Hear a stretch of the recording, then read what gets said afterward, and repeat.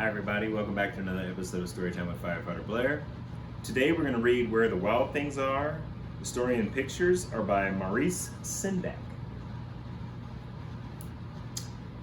The night Max wore his wolf suit and made mischief of one kind,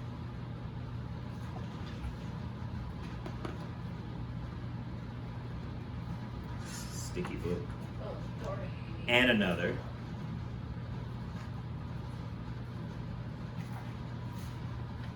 his mother called him Wild Thing, and Max said, "I'll eat you up."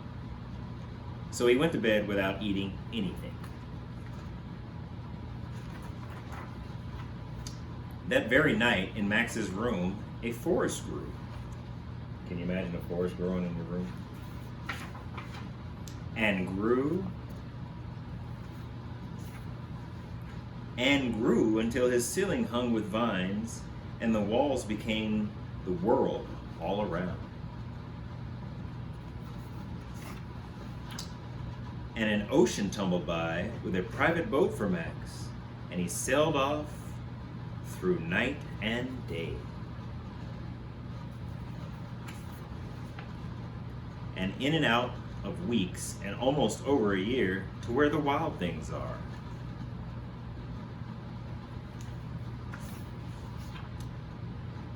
And when he came to the place where the wild things are, they roared their terrible roars and gnashed their terrible teeth and rolled their terrible eyes and showed their terrible claws.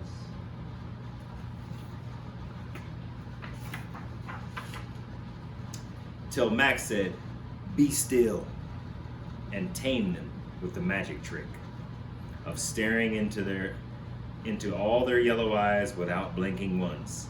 And they were frightened and called him the most wild thing of all. And made him king of all wild things. "And now," cried Max, "let the wild rumpus start."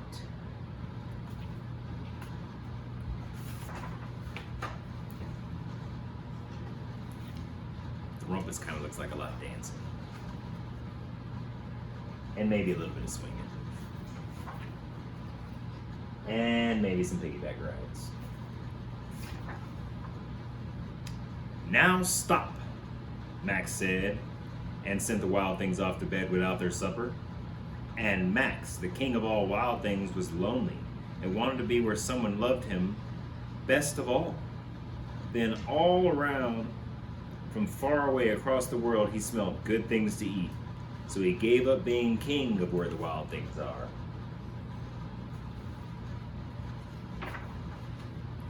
But the wild things cried, "Oh, please don't go. We'll eat you up. We love you so." And Max said, "No." The wild things roared their terrible roars and gnashed their terrible teeth and rolled their terrible eyes and showed their terrible claws. But Max stepped into his private boat and waved goodbye. And sailed back over a year and in and out of weeks and through a day. And into the night of his very own room where he found his supper waiting for him.